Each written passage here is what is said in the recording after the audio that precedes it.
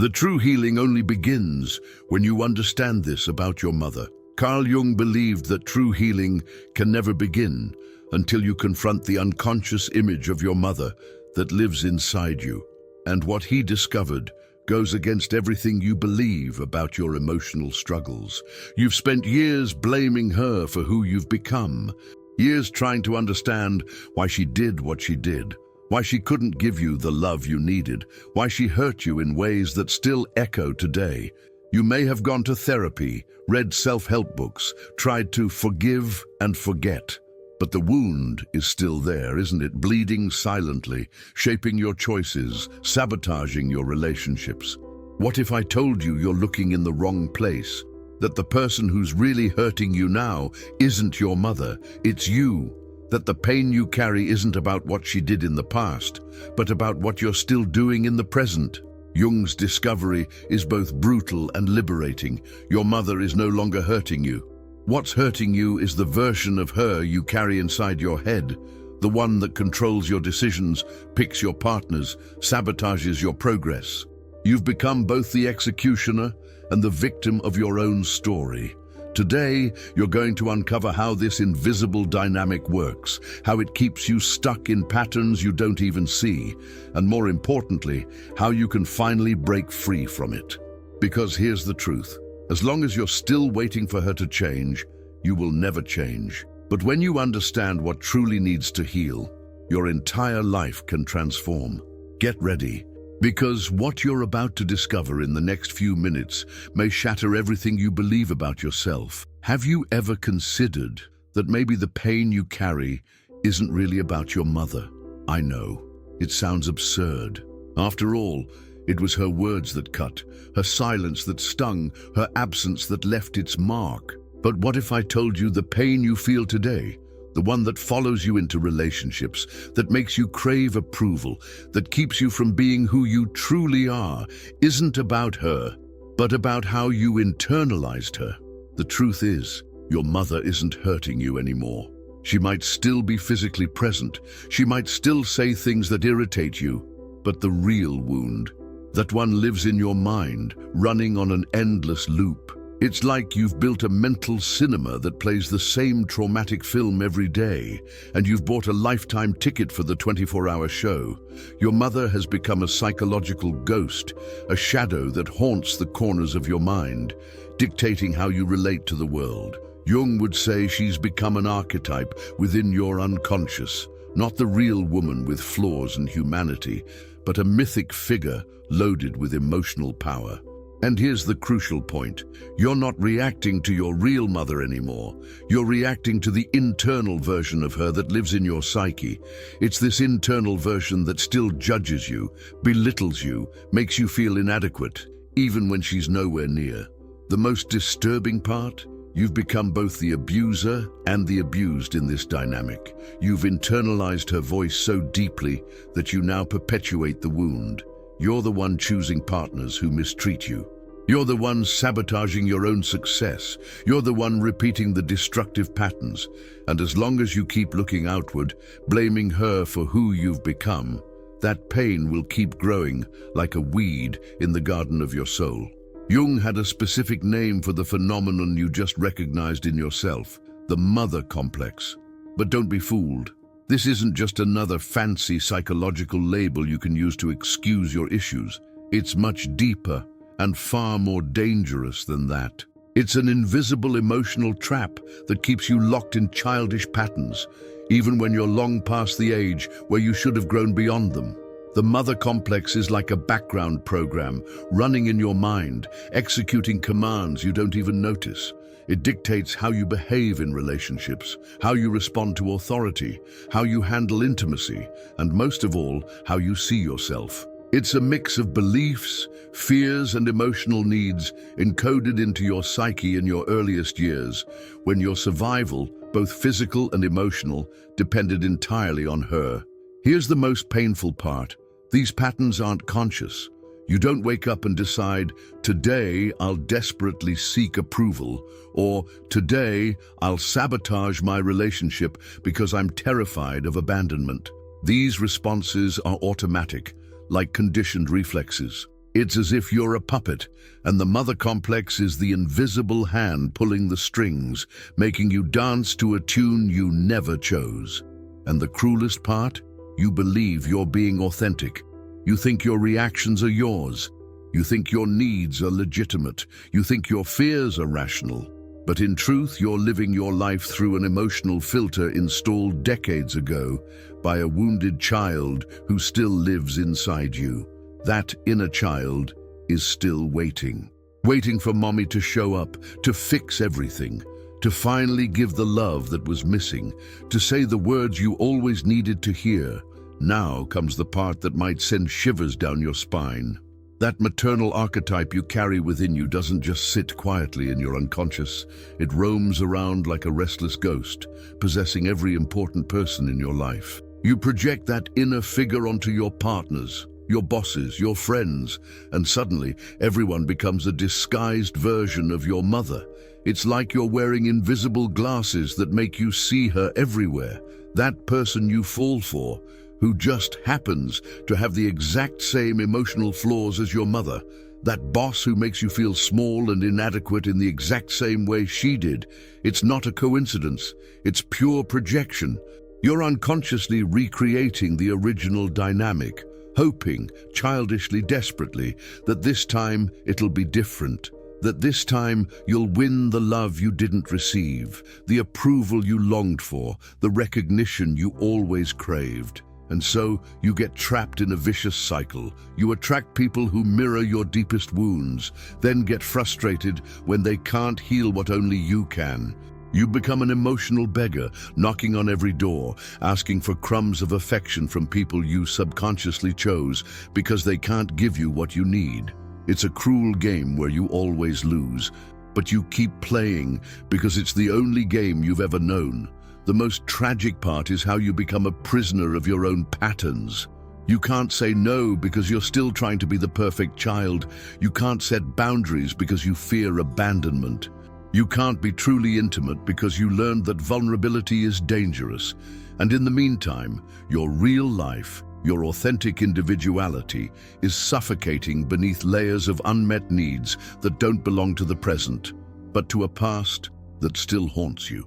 Now we reach the most liberating and terrifying part of this entire journey. You need to take your mother off the pedestal. Yes, even if that pedestal is built from resentment instead of admiration. Because here's the thing, both idealization and hatred give her too much power. In both cases, she remains a mythical figure in your life, either as the evil witch who ruined everything or the wounded goddess you're still trying to save. The raw, uncomfortable truth is this: your mother is just a person, a flawed, limited human being with her own unhealed wounds, inherited complexes, and emotional blind spots. She is neither the monster you imagined in your anger, nor the helpless victim you tried to protect in your guilt. She's simply human, and humans hurt each other, often unintentionally, especially when trying to love with broken hearts. Recognizing this isn't about excusing what she did or didn't do. It's not about minimizing your pain or invalidating your experience. It's something far more radical. It's about stripping her of the supernatural power you unconsciously gave her.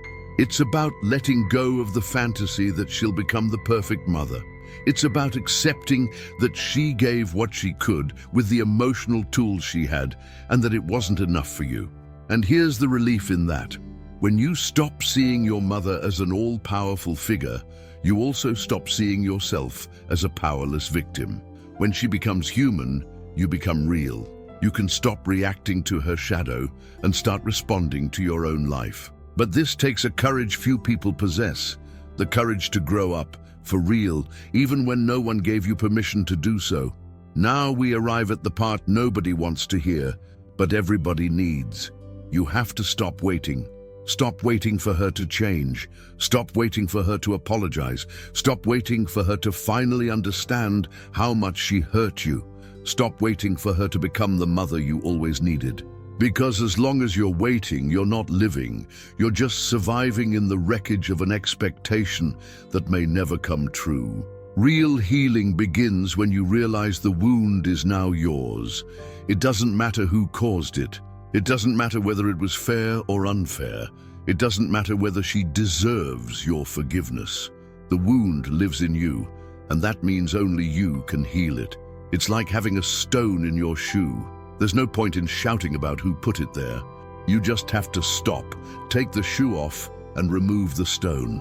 Simple as that, painful as that. Taking responsibility isn't about blaming yourself for what happened. You were a child. You didn't have a choice. It's about taking charge of what happens from now on. It's about recognizing that you have power over your life, even if you had no power over your childhood. It's a radical shift in focus. Instead of asking, "Why did she do this to me?" you begin asking, "What am I going to do with this now?" And here lies the most beautiful paradox of all. When you stop trying to change her, you finally change yourself. When you stop waiting for her to give you what you need, you realize you can give it to yourself. When you stop trying to fix the past, you free your energy to build the future. That's the moment you stop being her child and start being your own parent. And that, my friend, is what we call truly growing up. Perfeito. Agora entendi completamente. Você quer os tópicos 6, 7 e 8 em inglês, formatados como prosa contínua, não em estilo de poema ou com quebras excessivas, seguindo o mesmo estilo emocional, filosófico e narrativo dos anteriores. Aqui está a tradução fluida e profissional dos 3 tópicos. Here comes the cruelest twist of all. There's a part of you that doesn't want to heal. It sounds crazy, I know. After all, who would consciously choose to stay in pain? But there is an invisible loyalty, a silent emotional bond that ties you to your mother's suffering, and it's stronger than any iron chain. It's as if, somewhere deep within you, you made a secret vow. I'll carry your pain, Mom. I'll suffer for both of us. And this loyalty disguises itself as love, but it's actually a trap. You believe that by staying broken, small and needy, you're honoring her in some way, as if your happiness would be a betrayal, as if your growth and healing would mean abandoning her. That's why you sabotage your own success when you're about to reach it. That's why you're drawn to partners who belittle you. That's why guilt shows up whenever life starts to go well. Deep down, there's a haunted belief. If I become happier than she ever was, if I achieve what she couldn't, if I heal what she never managed to heal, I'll be betraying her. It's like happiness is a limited resource in your family, and if you take too much, she'll have less. This emotional math doesn't make any logical sense, but it governs your life with terrifying precision. You remain loyal to her pain, even if it costs you your own life. And the worst part? That loyalty is one-sided. She probably doesn't even know you're doing this. She might even, on a rational level, want you to be happy, but you've internalized her pain so deeply that it's become part of your identity. You no longer know who you are without it. And that's why letting go feels so terrifying, because it's not just the pain you'd have to let go of, but an entire version of yourself you've carried for years. The most powerful way to honor your mother is not by carrying her wounds forever, it's by transcending them. It's by taking the pain you inherited and transforming it into wisdom you've earned. It's by redirecting all the energy you've used to keep yourself small into becoming the person you were meant to be. Because ultimately, the greatest tribute you can offer any ancestor is to fully live the life they weren't able to live. Breaking the cycle means facing the unconscious vow you once made. I won't be freer than you, Mom. That vow becomes an invisible ceiling over your life. You try to rise, to grow, to evolve, but you always hit that glass limit and fall back into the same old place. Now is the time to see that vow clearly. Thank it for what it once meant, a child's way of showing love, and then break it with intention. Because when you finally give yourself permission to be happier, more complete, more fulfilled than she ever was, you don't abandon her, you set her free. As long as you stay stuck in her limitations, she stays stuck too. As long as you carry her wounds as if they're yours, neither of you can move forward. It's like the two of you are tied by a rope, and if one doesn't move, the other can't either. Real freedom begins when you realize that you can love her and still live your own life. That you can feel compassion for her and still say no to toxic behavior. That you can honor where you came from and still choose where you're going. This is not betrayal, it's maturity. It's what happens when the wounded child finally grows up and becomes a conscious adult who sees their mother not as a goddess or a villain, but as a human being who did the best she could with what she had. And now we arrive at the most intimate and unsettling part of this entire journey, confronting the mother who lives inside your own mind. That voice that criticizes you every time you try something new. That voice that cuts you down when you feel confident. That voice that makes you feel guilty just for being happy. The one that whispers, "You're not good enough. You don't deserve this. Who do you think you are?" And the worst part is, you believe it's your own voice, but it's not. That voice is the internalized version of your mother, still playing, still controlling, even when she's no longer around. It's like a toxic tenant in your mind. It doesn't pay rent, but it influences everything. And because it's been there for so long, you mistake it for your own inner guidance. The first step toward liberation is recognizing that voice. Start paying attention. When you're about to take a risk, who speaks first? When you're proud of yourself, who shows up to knock you down? When you want to say no, who makes you feel ashamed? That voice has a tone, a rhythm, even familiar phrases. It carries the emotional weight your mother once carried, and you've been reacting to it your whole life. The work now is to start questioning it. Ask yourself, is this criticism mine or hers? Is this fear coming from today or from yesterday? Is this guilt valid or is it a manipulation? And then, this is the revolutionary part, you begin to respond. You talk back. You set boundaries with that voice the same way you wish you could have done with your real mother long ago. You say, "Thanks for the input, but I'm the one in charge now." Now you arrive at the most beautiful and most terrifying part of this entire journey. You have to become the parent you always wished you had. This isn't a metaphor. It's not just a pretty idea from a self-help book. It's a daily, practical, and emotional act of reconstruction. You must learn how to speak to yourself the way a loving mother would, to comfort yourself the way you always longed to be comforted, to encourage yourself when the whole world seems to be against you. Reparenting begins with small acts of self-kindness. It means stopping the inner self-abuse when you make a mistake and instead asking, "What can I learn from this?" It means letting go of punishment through deprivation and learning to reward yourself with care and compassion. It's about replacing the cruel inner dialogue with a gentler voice, especially when you feel like you don't deserve kindness. It's like learning a new language. Awkward and unnatural at first, but over time, it becomes fluent. You must give yourself the permission you never received. The permission to feel anger without being ungrateful, to cry without being weak, to celebrate your victories without being arrogant. You need to learn to set boundaries, even with her, if she's still alive, not out of revenge, but out of self-respect. You need to stop abandoning yourself in relationships. Stop shrinking so you don't offend others. Stop carrying the emotional weight of those around you as if it's your job.